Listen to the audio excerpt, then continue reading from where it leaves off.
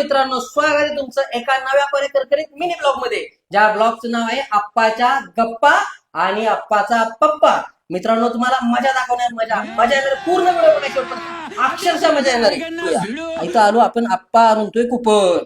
ठीक आहे, आप्पाचे कुपन बघू शकता. 700 चिठ्ठ्या राहिल्या, म्हणजे 300 विकल्या.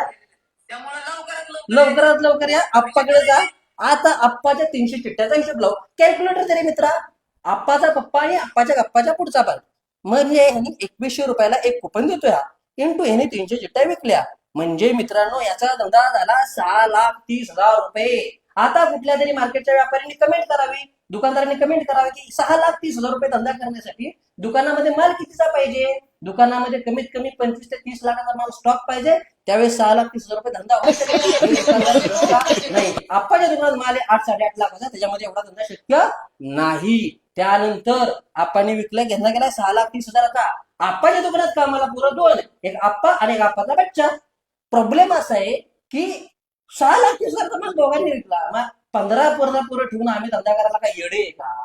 आप्पा नको मारू गप्पा. अरे तो आकाय तुझा पप्पा, कशाला नादाला लागतो. पुढच्या पार्ट मध्ये अजून एक व्हिडिओ वाट पहा.